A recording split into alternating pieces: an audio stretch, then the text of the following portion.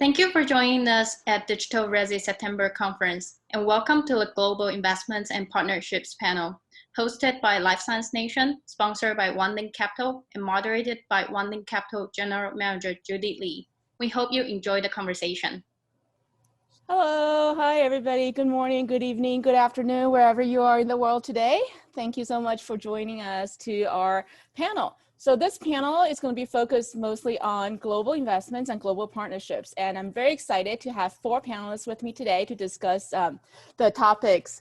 And so before we start, I'm going to introduce myself. I'm going to let the panelists introduce themselves as well. So again, hi, as Jessica had mentioned, my name is Judy Lee. I am the general manager for OneLink Capital Corporation. We are a family office that's backed by a global real estate conglomerate, and we have offices in mostly North America and in Asia. So we are very interested in early stage life science investments, and also those life science companies that are interested to do partnerships in Asia as well. We are early stage investors. That's what we invest directly. When if it's an early stage company, we go directly into the company. However, if it's a later stage company like B or later, even later than that, then it's something that's when we look into it more from a SPV perspective or from a go through a fund. We also invest into funds as well. And we, in general though, we are tech investors. We like to look at things that are tech enabled, which includes life sciences, which is why we are sponsoring this panel and sponsoring this event, as we are very involved in healthcare from a technology aspect. However, if it's a life science company that's interested to expand into Asia, we are interested as well. Okay, so that's a little bit about us, and we have actually a quick video of a investment conference we hosted last year on health tech that I would like to share with everybody. So if Jessica, you can show the video real quick.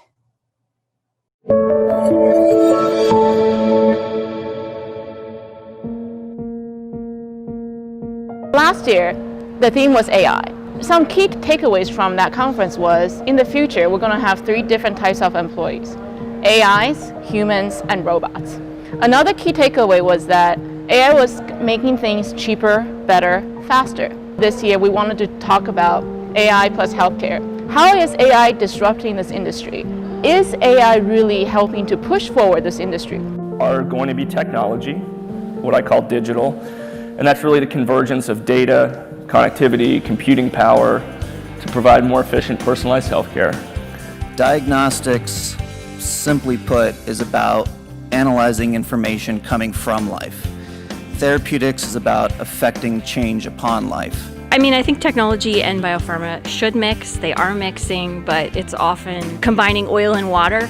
Over the last 8 years, we've seen $36.3 billion going into startups that are in the digital health space.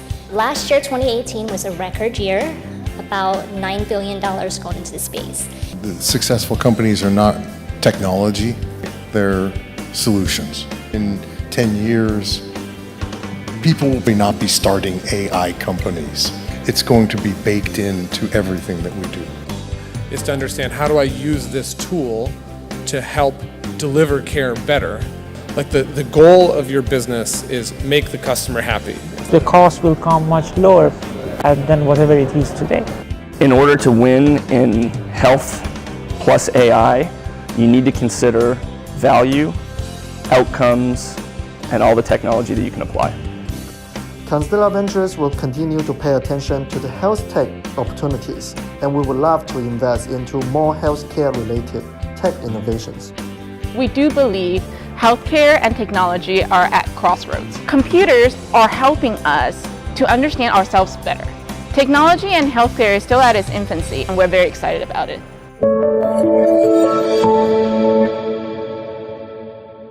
Great, thank you, Jessica. I hope that gives everybody a little bit more about OneLink Capital. So now I would like to turn to my panelists and let them introduce themselves a little bit. So I'm just going to go down the list on my screen here. So first we have Yao. Hello, everyone. My name is Yao. First off, thank you, Wonlin, and thank you, Judy from Wonlin and LSN for hosting this event. My name is Yao. I'm with Life Capital, and we're essentially a cross-border investment firm dedicated to supporting our portfolio companies on both sides of globally with cross-border partnerships and investments. So our primary focus lies in pharmaceutical, medical device, and diagnostics. And you could say that we have continued to look for great opportunities, very people-centric and paradigm shifting type companies that really work on both sides of the Pacific. So yeah, that's a high-level summary. And where are you located? Oh, I'm over here in Menlo Park, is where our office is, but we also have offices over in Shanghai. Great.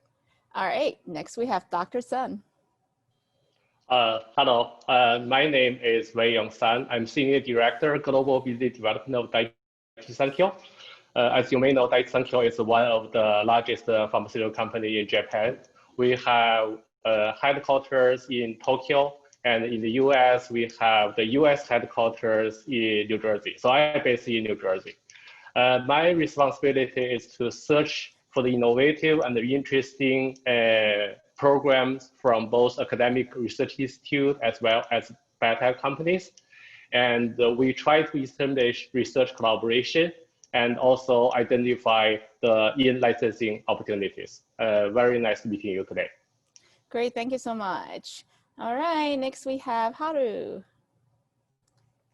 Hello, everyone. My name is Haru Sugino. I'm a Senior Director for the Global Business Development at Otsuka Pharmaceutical. Otsuka is a Japanese pharmaceutical company focused on the global clinical development and then commercialization in CNS, both psychiatry and neurology, and then the nephrology area, the kidney diseases. I've been working for Otsuka more than 20 years now in various departments, from the preclinical drug discovery as a pharmacologist, and then clinical development, and then the sales commercialization. So I started the current global business development role since 2016 in our US office based in Princeton, New Jersey, the East Coast. And then leading the scouting activity to find the in-licensing opportunities. We focus on CNS and nephrology space for both the traditional ethical drugs in licensing, and then also the digital medicine, like using IT technology to support the treatment of a patient. We prefer licensing for co-development and then co-commercialization, but also consider the funding as needed, especially in a preclinical IND preparation stage to facilitate the project move to the clinical development. We just created the new division called MSRD, which is a kind of a corporate venture capital arm, and then funding to these preclinical opportunities. The fund size for one deal is around 1 to 3 million. We are looking for the opportunities from IND ready in next 1 to 2 years to late stage phase 3 programs. We also have the group which we call scientific partner team, who is looking for the research collaboration and then in licensing opportunities in early preclinical drug discovery. For the geographic preference, we are looking for the global asset for US, EU, and then Asia, including Japan and China. But I'm happy to discuss local deal like a Japan-only deal as well.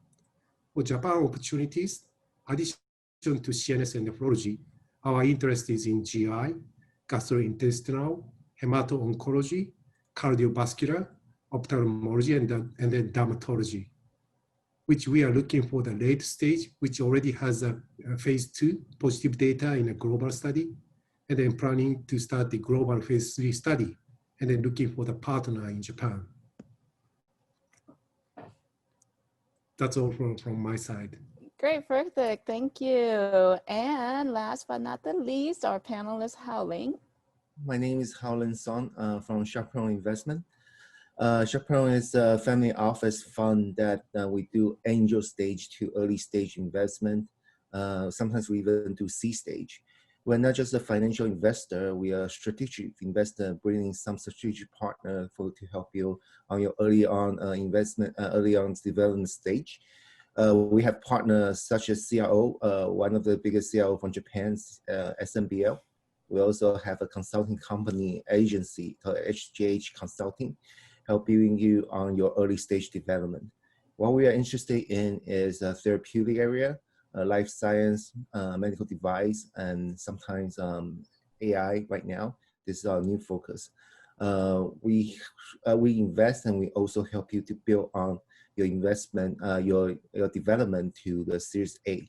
And then we help you to raise the Series A and then go on. And I'm based in Taipei, but we also have an office in Washington, D.C. Thank you. Got it. Great, great, great. Thank you so much, Hao-Ling. All right, so now we're going to jump into the panel discussion portion. So we are going to discuss the topics into a few different segments. So the first segment, we're going to talk a little bit about global investments, and then we're going to move into global partnerships. And then we're going to end the panel with what does everybody think about the future outlook of healthcare and also health tech in general, and what are your thoughts on that? Okay, and then we're also going to open for audience Q&A as well. So for those who are online, feel free to put the questions into the chat box for the panelists so I can read off the question for them. Okay, so as everybody knows, like much of what we thought we had understood has changed due to COVID, whether it's investments related, how we work, how we socialize, how we approach healthcare. There's with social distancing, working from home, and things being moving to being remotely monitored. We want to start with the investment side on how has the view of investment changed, if any, and in different parts of the world, in Taiwan, East Coast, West Coast, like how has the view and also the investment thesis changed? Has valuation changed? And what are your thoughts on that? So why don't we start with, let's start with East Coast. So Dr. Sun. I do not think the COVID-19 changed the focus of Daiichi Sankyo. Daiichi Sankyo focus on oncology, CAS, immunology, cardiovascular, rare disease. Those are like still our focused therapeutic areas. However, as a big pharmaceutical company in Japan, we also have like corporate social responsibility to develop the therapeutic and vaccine and for the COVID-19. So because our company has the messenger RNA technology platform, so we use that technology platform and developed the mRNA-based vaccine. And that program has already been selected by the Japanese government as well as the candidate and get support from the government, including funding. And we are going to start the clinical trial next March. And regarding the collaboration side, I still believe that even with the difficult environment and the COVID-19, the evaluation does not change too much, and we are still doing deals. Actually, during the COVID-19 period, we closed the two major deals. One is with Ultragenyx, San Francisco-based, Bay Area-based biotech company that has the gene therapy manufacturing technology. We invested in $200 million, including their equity and in-license their manufacturing technology to Daiichi Sankyo. The other deal we did with AstraZeneca on one of our ADC phase 2 program. It will be a 50-50 co-development, co-promotion. And so Daiichi Sankyo got like $1 billion upfront payment. So deal is still ongoing, and scouting is still ongoing. We are still looking at innovative programs to invest. Great, great, great. What about everybody else? What are your thoughts? Yao? So I would say like the strategic focus on finding good investments has always been the primary mandate of almost every group out there, right? And I think during these COVID times, there's been a much more stronger emphasis on bringing these products to market possibly quicker, looking at I mean, if you look at public valuations for quite some time, they've been sky high as well. As a matter of fact, even if you look at the public markets, they've been doing spectacularly well more recently, right? So I think if anything, in the past, the ecosystem has certainly evolved quite a bit to be a lot more centric on tech and healthcare and kind of how it has ingrained itself into modern society and even at a faster pace than it has before. And because of that, we could see investment going towards that direction as well. I mean, if you kind of look at diagnostics, has kind of been an area where people have just have been lukewarm about. Oncology was kind of the main focus, but now you see an influx of interest in infectious disease diagnostics, right? Namely COVID-19. So and all these new technologies actually having a capability of reaching market quicker, as well validating their technology, as well as kind of reaping the rewards of the market, right, and also helping society. So so you see a lot of work in that area, and but with valuation, you can also see that arguably you could say that there was a blip. It all depends on when the company was looking to raise capital. Some of these companies may have been flush with cash prior to late last year, right, early this year, and they might not have needed to raise a capital around the last few months. But if they needed to raise a capital, let's just say around March, April, those companies certainly would have taken a valuation hit, right? Because a lot of people were kind of bearish on the situation. And it also just depends on what core technology they were working with, right? But so yeah, hopefully that kind of provides a little perspective.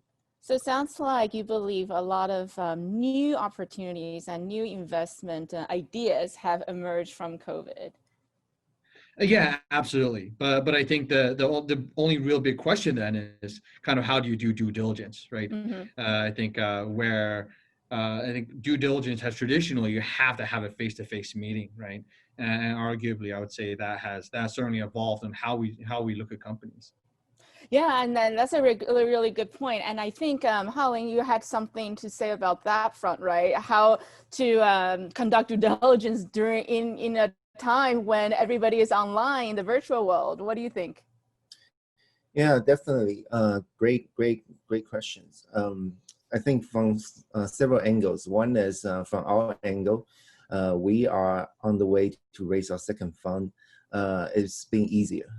COVID-19 definitely triggered a lot of interest from private investor to flush money into healthcare related fund. So for us, if you have a track record, it seems to be easier and the money just come to you. However, on the other end, if you're trying to invest to companies, it becomes harder. On the other angle, I can see more and more projects related to COVID-19, whether you develop the technology for that, or you have a platform and trying to tap onto the topic. We can see a lot of a project trying to have this COVID-19 topic. Just like a couple years ago, 2 years ago, you have to have an AI to raise money. So several years ago, you probably have to have machine learning. Now it's AI, same thing. But for us, we have been doing this for more than 10 years. We don't really get tricked by the keyword, but you can see a lot of funds, a lot of money that are originally not for the tech or healthcare investor flushing into this space. So it kind of disrupt the investment thesis. I agree with Dr. Sun that some of and also some of the evaluation has been hit because due to the due diligence process has been harder. I think that's definitely an issue. A lot of investors don't know how to do due diligence now, especially no face-to-face meeting, no traveling. We don't know if your technology is solid. We can test the material. So 2 things happen. One is investors starting to group together. we formed the alliance to do the due diligence together. So deals coming from the cases that you know already, or from the old cases that you reviewed before, and then you go back to those cases because you know them. Another is by referral. You have this alliance from different groups, especially for us, we collaborate with pharma, and I see that happen a lot. A lot of pharma companies have their corporate venture, and then they start to group with investors to invest together to de-risk the investments. There's another thing that I noticed, that there's several due diligence agencies starting to surface. They help you to do your due diligence. So they test the material for you. If you don't have a pharma or partners, you probably need those agencies to help you to, especially for drugs and therapeutic. Maybe you will hire those kind of people to help you to test the material and develop the analytic tool to the technology. So a lot of things have changed, so definitely learn how to deal with the Zoom meeting due diligence as a very big key to the early stage investment now. Great, thank you. And Haru, I know that you mentioned something about due diligence in the past as well, on how difficult it is nowadays for you. Well, so what kind of comments do you have on that? I suggestion do you have for the audience that how from a company's perspective, how do they still attract investors and help investors go through the due diligence process? And everybody else, if you guys have comments, feel free to jump in. Yeah, I agree to other panelists' opinion. And then so far, we as a BD activity, there is a two angle. One is for the scouting, and then one is for the negotiation due diligence. And then in this virtual circumstance, we have some struggle for the negotiation due diligence. As others also mentioned that for the due diligence, it's very important to know each other. And then in that case, face-to-face meeting is more efficient than the virtual meetings. So that one, we try to increase the frequency of the meeting to know each other more, and they also try to set the individual, like regulatory specific meetings, R&D specific meetings to facilitate the due diligence. On the other side, for the scouting activity, I don't see many changes before and after the COVID situations. It may be because our focus area is CNS and nephrology, and then not infectious diseases. But so far, we have a virtual meeting with the biotech companies, and also have the meetings through the BD conference like RESI. And then we met with many biotech company at the same level as we met last year. So that one, no changes. But only one big change is that we start looking for the kind of telemedicine technology after the COVID situation, as we think this type of IT technology is very variable for the daily practice and also facilitate the clinical development. So from that perspective, we are trying to find any new telemedicine technology that can support and solve the issue around the social distancing circumstances.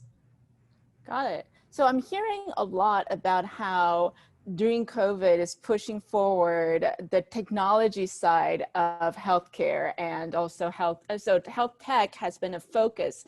So can the panelists comment a little bit on what are you seeing in the health tech space that has emerged from COVID that you think it's something that you, as an investor, you would be interested to take a look and invest in? And also, what's something that you haven't seen yet that you wished had emerged from COVID that you would invest in?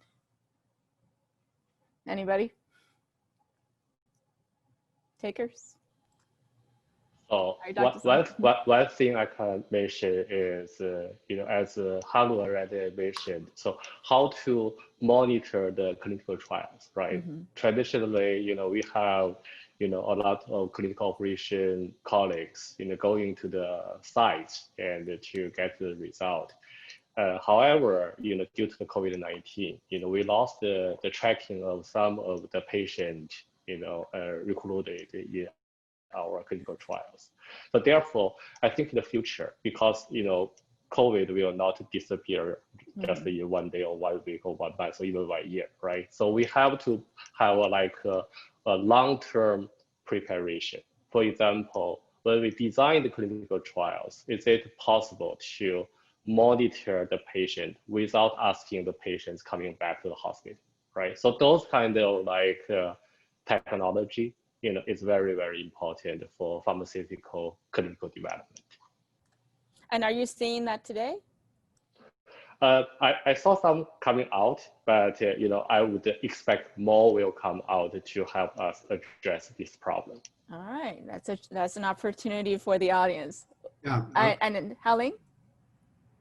Yeah, I anchor Dr. Sun and Haru's comments. I think the main theme is telemedicine, including the clinical trial, including how to monitor patient, including IoT device on how you monitor patient situation in distance.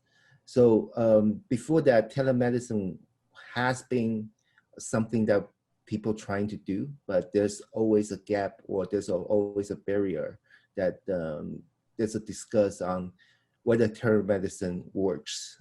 In the space like US, telemedicine may have their benefit, but in places like Japan, like Taiwan, like Korea, when people and population are so dense, even in China, telemedicine has been testing as one of the interesting technology to have, but not necessary because of the lifestyle.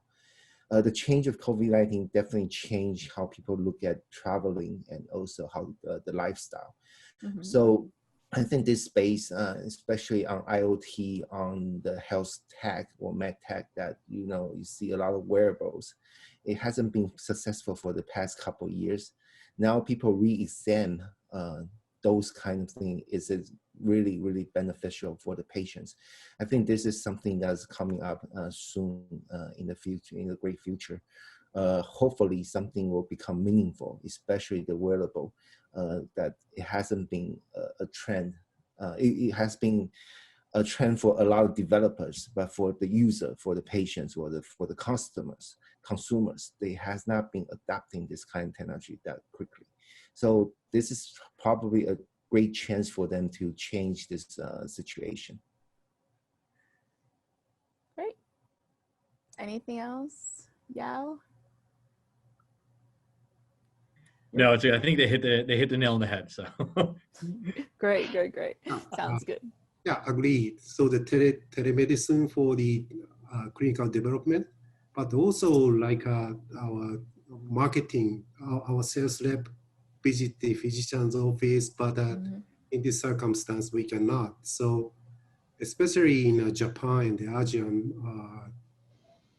location territories, the doctor trust the sales rep coming to their office and then communicate to understand about the product. So any IT technology that can support the facilitate the communication, like a telemedicine for the physician treatment and then clinical studies, that will be helpful. So that kind of a technology can help our pharma industry business in a very broader way. Great, thank you so much. Dr. Sun.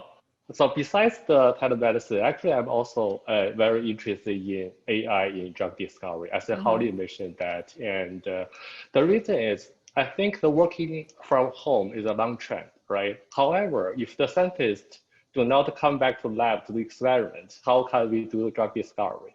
So therefore, there is a strong need to using like AI and using computer to help us to design the drugs, right? Using those kind of big data, how to, predict the in vivo efficacy without really doing the wet lab experiments. So those kind of technology, I think I'm also very interested in. Actually, we are also looking for the collaboration in this field.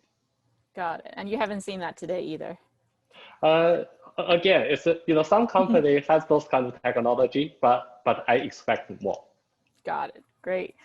So let's move on to talk a little bit about global partnerships. And so we talked a little bit about investment trends and what you like to see and the recommendations that you have for these companies on how to attract investors. What about how to expand globally? And what kind of suggestions do you have for companies that want to, for example, enter Asia, or a Asian company to enter the US or the Western region? What kind of suggestions do you have? How do they attract global investors? How, do they think differently? Why don't we start with Asia first? Haling? Great questions. I think that for me, definitely this kind of online partnering events become more essential than ever. Because before we can travel, we can know people from a referral, but now you basically rely on internet. So attending this kind of events are very important, but also one of my strategic partner from SMBO Group is called Jim Seki. They have this online partnering system and database. So the database provider, they become more and more important to our search and our scouting. We can search their database and then to look for interesting technology first. I think this situation definitely flattened the world a little bit, because in the past you have you basically look at your geographic location. When people are more used to the online meeting, these geographic barriers kind of broken up, and then you can definitely manage from distance. So for us, especially we do investment in both Taiwan, China, and also US on East Coast. We're starting to feel the, well, traveling is not an issue anymore, and the time difference is not as painful as you have to fly over back and forth US and Taiwan and China. Then we're starting to look into many different technology, especially in the US and Europe. So I guess using all this online tool and database can help you, definitely help you on searching and scouting. Great. Anybody else? Haru? Oh, Yao? Yeah, so I would say like how to enter Asia or the US, right? With those areas, I think there are two crucial points that needs to be, that I think, in terms of where the company is, it needs answered, right? First is kind of how open-minded are they, right? Because whenever you're trying to engage a person from a different culture of sorts, there's always certain customs, there's always certain rules that not only do you need to kind of better understand and be a little more forgiving about, but also just generally just be aware of, right? So I would say that's crucial. But the benefit of being in healthcare is that healthcare knows no bounds, right? There are no boundaries. A person that gets cancer from the U.S. is, I mean, almost literally the same as for getting it in China, right? So the needs will always be there, and so I would say that if you really want to go across between at least US and Asia, first off, you need to know the ecosystem, know the marketplace, and likely you'll need to find a partner. And vice versa in the US, you need to find a partner. And the second thing is also just, again, just to know be open-minded and understanding the cultural, that there will be cultural differences and different ways of doing business. So. Do you have a recommendation on how to find a good partner? Well, first off, all these panelists here are great partners to work with. So I think in Japan, in Asia, in Taiwan, and all of us would have a good network. And quite frankly, even if you just engage us and say, hey, we want to find a good partner in the US, would you guys have any recommendations? I'm sure that we would be more than happy to give you some recommendations on who we would feel are good companies to work with and target. So hence recommendations. That's a big plus as well. So great. And I think, Haru, you had something? Yeah, sure. And then in this virtual circumstance, I think it's much easier to contact globally to the people who has a presence in each local area.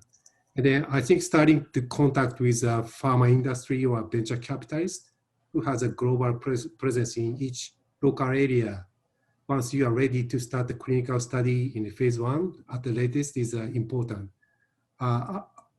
First contact and then learn more from those people will give you a more understanding what's needed for the business in the local places. Meeting with BD of the pharma industry at the conference like RESI, will understand what is needed for the local requirement, and then keep the relationship, and then and then you can recontact when you're ready to seriously discuss about the deal negotiation and the due diligence at that time. Nowadays, it's very difficult to do the business only with one local area. And then majority of the pharma industry is looking for the global opportunity instead of a local deal.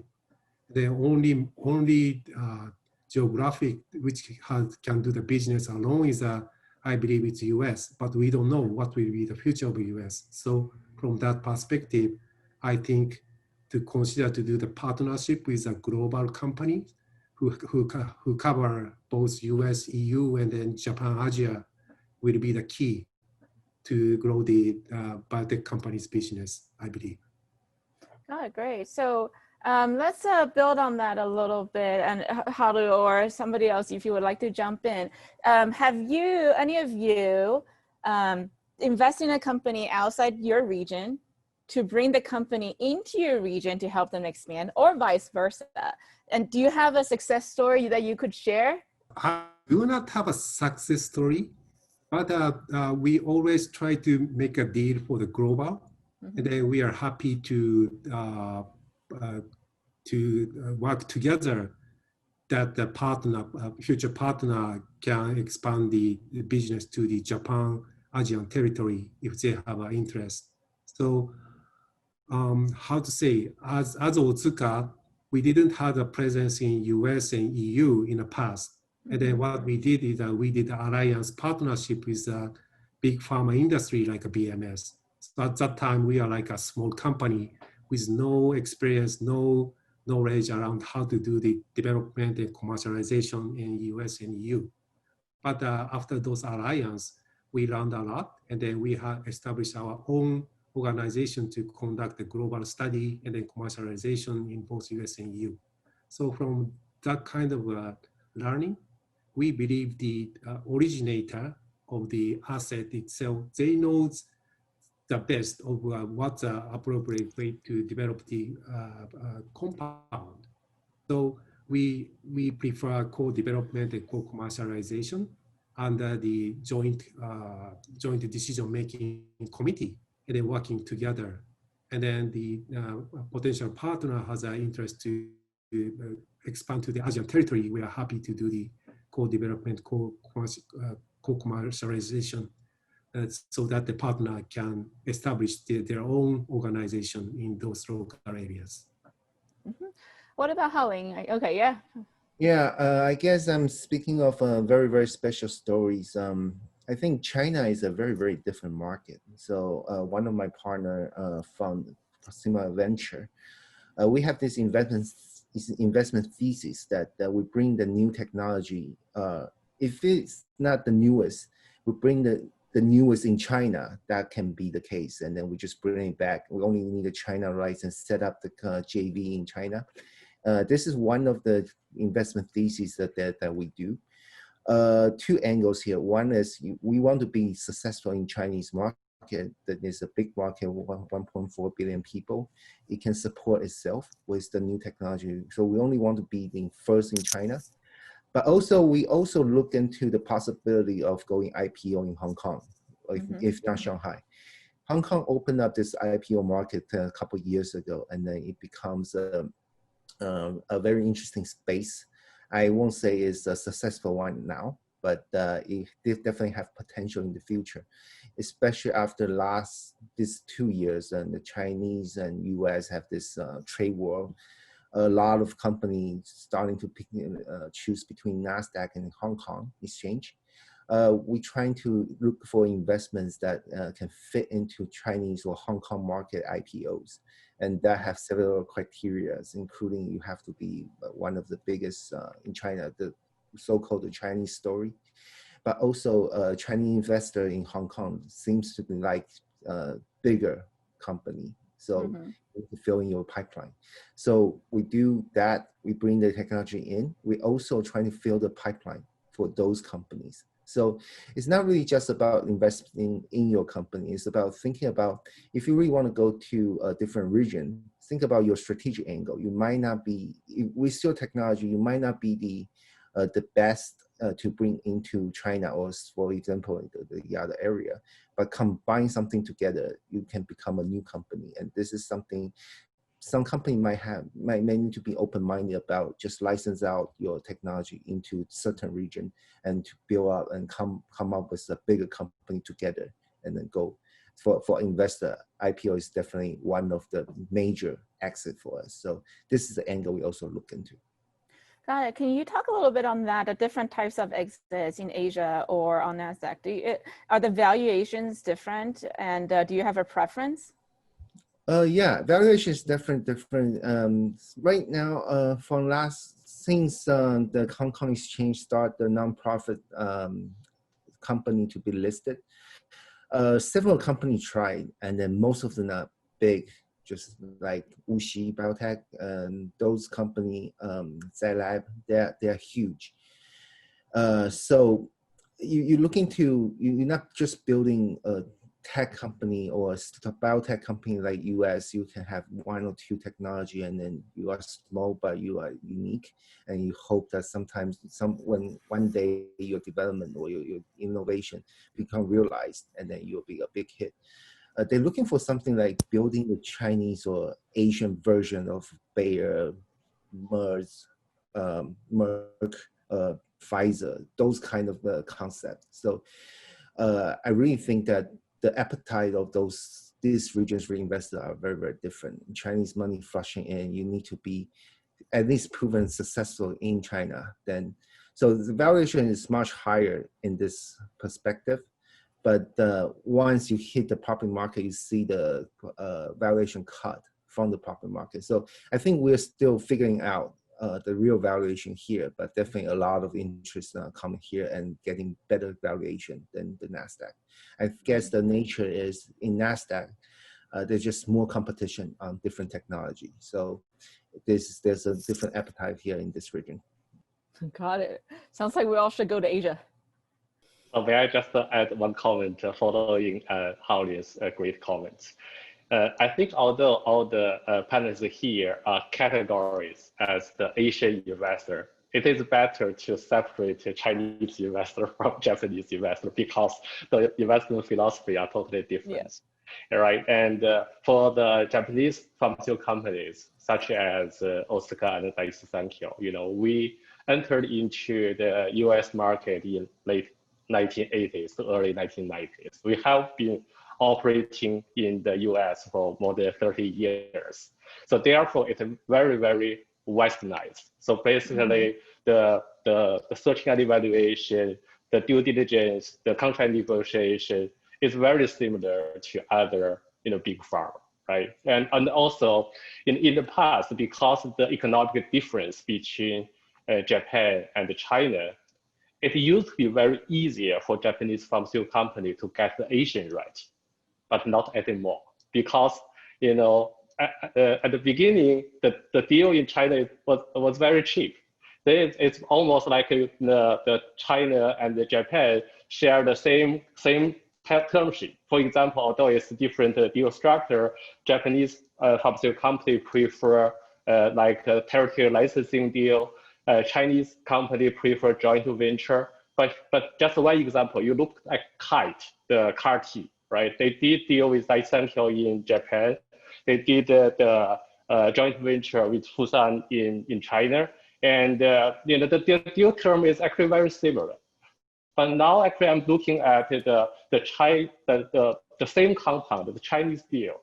Probably it's even more expensive than the Japan deal because China has such a big patient population. So those are like the things that I think the the entrepreneurs need to think about, when do you want to license out to the China, right?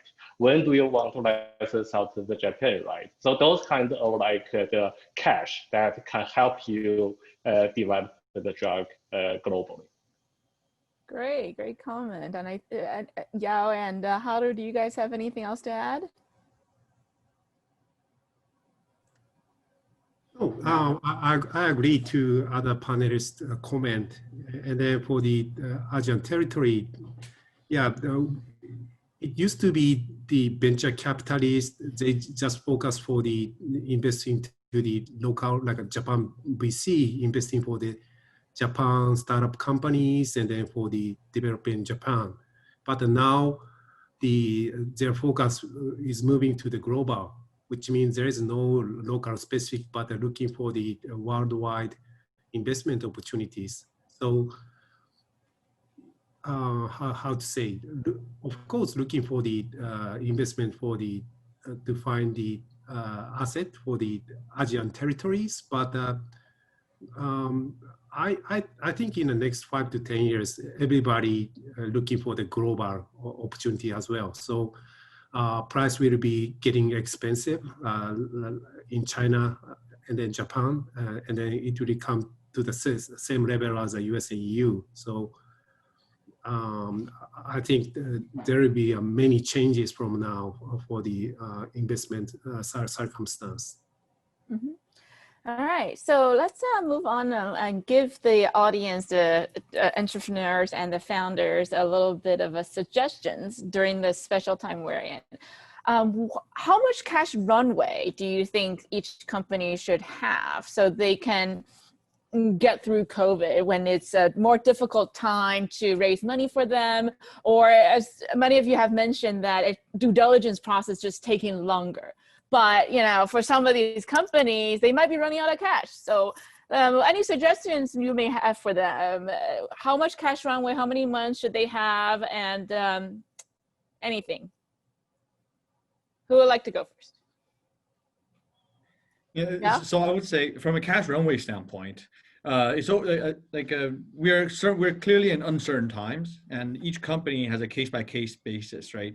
Some of them might be doing clinical trials, and they might be impeded by how the markets are right now. Some of them might be going commercial, or some are just early stage. I think the capital needs are different throughout. But if we were to just do broad strokes, I would say I think until we reach an area of certainty, is when we'll be comfortable. If it was the end of last year, I would say about a year and a half, and I would still maintain that. Maybe up. I would say about a year. You want to have a cash runway of possibly a year to a year and a half. A year. To really kind of go back to the area of a little more certainty, a little more stability, and a little more clarity. So. Got it. Anybody else? So my advice is to focus on your next milestone, whether it is preclinical animal study, you will get the animal POC, or clinical phase 1 data, or sometimes your phase 2 data, right? So, in order to achieve a next milestone, how much money do you really need? You must have that kind of money. If you do not have, as I already suggested, try to do some, territory deal first, right?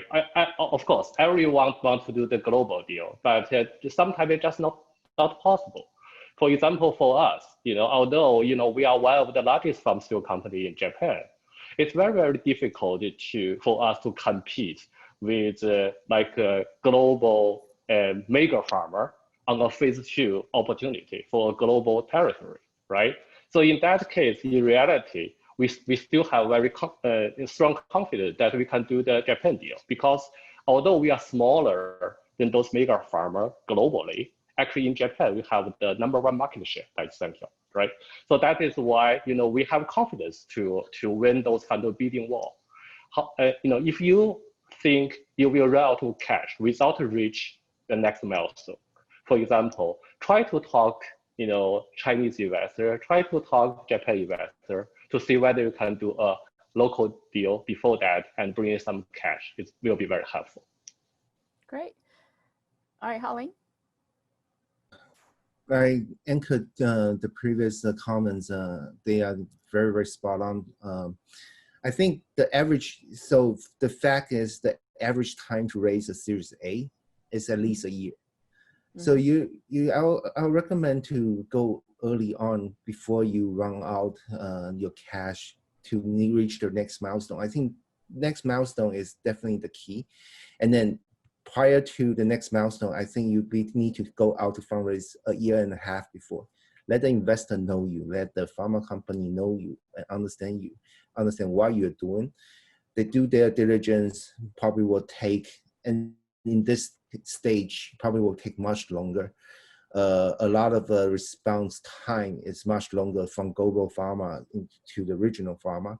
So let them understand what you are doing and let them wait for the result. Most likely you'll get the answer, I will wait for your, for example, if you're waiting for the phase 2 clinical trial or proof of concept in human, let them wait, but let them understand your technology prior. When they see the result, they'll start to negotiate with you.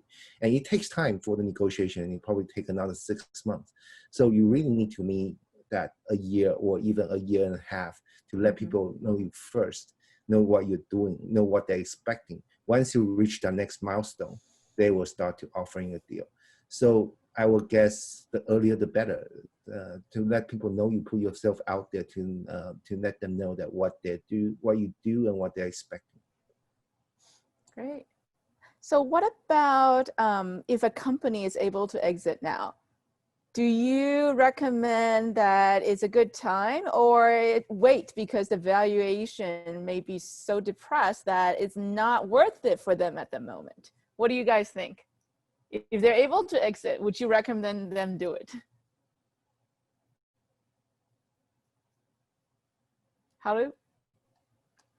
Yeah, I think it's depend on each companies. If they have several portfolio programs, and then they have some concern around the enough funding to bring the program to the next key milestone, then I think it's good to consider about the exit. But if you only have a one asset for the company, then I think it's you need to be very careful, consider for that. And then so far, collecting the funding, there is not so big reduction of valuation, I believe. Still, there is several big deal happen, even for the preclinical with a 3-digit, several $100 million upfront payment deal happened this year. So I think that that's okay. But on the other hand, COVID-19 will lead a drastic delay for the clinical development, and it will impact your budget and then the timeline of a key milestone. So from that, if you have a struggle managing the development, then exit at this moment is one of the decision. Yeah, so I think it's depends on the company. Okay, all right. And Hao-Ling, you had a comment? I guess from 3 aspects. One is how sweet is the deal. Second is you never know the future. So there's always uncertainty in the future. So the other one is the founder's mentality. And then lastly is how do you believe in your technology? I just have a story I want to share is I just exit one of my investment actually this Monday. So we have a 3x, thank you. We have a 3x exit. However, I personally believe that if we try harder, it will be at least 10x then. But the founders always have their consideration, uncertainty. They have their family to take care. They don't know if they want to continue this lifestyle, and then they don't know if they want to keep working on this until you see the 10x. And who knows is there going to be a 10x? Who knows the next year is the investment space is still as good as for pharma or for biotech? Is this as good as this stage? Who knows is NASDAQ going to take another hit and then biotech stock just tank? There's always uncertainty. So I guess in a bottom line is from my experience, the founder's mentality is the most important. How do you believe, how strong do you believe in your technology and how determined you are on this road? So if you have other concern, then maybe take the money on the table and then, just walk out. And then also, if you're still young, you can start another one. But if you truly believe in yourself, then why not just try it, give it another shot, and then, maybe something good will happen in the future. Great. And Dr. Sun? So I have some advice from different perspective. I think the founder need to think about what is your really is your strength, right? So when I look at the biotech companies, I saw some company are very good from bring in some innovation or patent from university, and then move all the way to preclinical or clinical candidates, right? So if you have those kind of expertise, if you have a good term sheet on your table at preclinical stage, it is better to just sell your company and go back to the university and find the next innovation again. Some of the companies, they are good at from the preclinical candidate and move all the way to like a phase 2 or phase 1B, get a human POC and sell the company into a big pharma, right? So look at again your expertise, your team's expertise, then determine whether this is good exit timing for you or not. Great, thank you. So it's almost time. So I'm going to take a couple questions from the audience, and then we're going to end with a more futuristic question. So here's a question from the audience. How to maintain momentum on telehealth or telemedicine after COVID? Any takers? Haru, you look like you would like to take the question. Yeah, okay. What I learned from this COVID-19 situation is that video conference is much comfortable than what I thought. So many IT technology will bring us a more convenient approach to our daily business and daily life. So even telemedicine, I think after this COVID situation solved, there is many aspects that will give us a more benefit.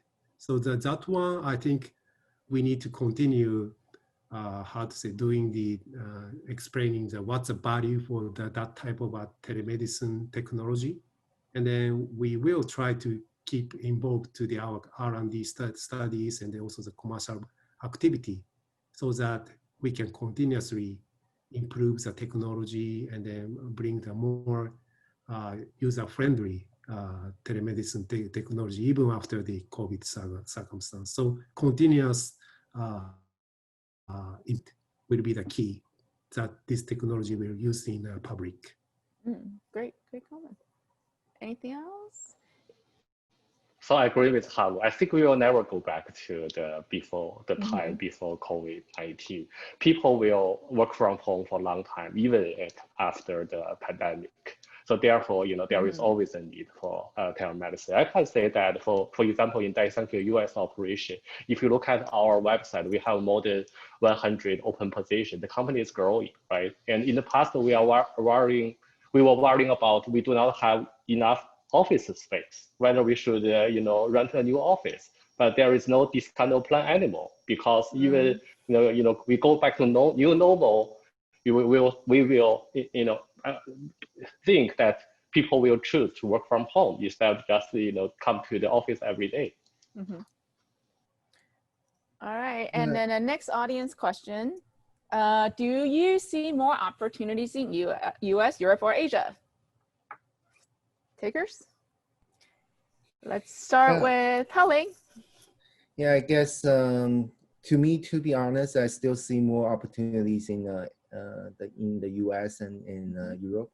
That's why there's a lot of even most of the majority of the pharma company has their office in U.S., in Boston, San Francisco, anywhere. But I do think Asia is starting to have some interesting innovations coming up. Maybe it's not as mature, but idea is fresh. And some of them are pretty targeting to the local problems. So we're starting to notice this type of innovation. However, disease most likely is global questions. So I still think today US and Europe have more innovation than Asia still. Great. All right. Two last questions just for everybody to think about. And what do you think is the biggest bottleneck in life sciences industry or pharmaceutical industry today that's preventing us from moving forward faster than we wish, that you wish can be fixed so that you can see or invest or do what you would like to do? And also 10 years from now, what type of companies do you think would have emerged from COVID-19, or what you see the life sciences healthcare world today, and you think would be a big winner in the industry? Anyone? Let's go with Dr. Sun. So I think regulatory is still a bottleneck for the pharmaceutical industry. For example, in the past, Daiichi Sankyo is very interested in diabetes drug development. And we also invest a lot in the diabetes area. However, almost 1 decade ago, and there are a famous cardiologist who pushed FDA to put the cardiovascular outcome safety study as a pre-requirement for approval. I think that is kind of a regulatory hurdle.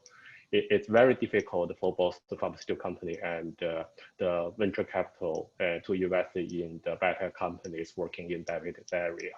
Actually, a lot of the pharmaceutical companies did those cardiovascular outcome study as required by FDA, and none of the drug has shown any cardiovascular safety concerns. So basically, people are talking about whether we are wasting a lot of money to do that as a pre-requirement for approval, right? So those kind of regulatory hurdle is both the pharmaceutical company, the government, the patient, need to work together to find a solution.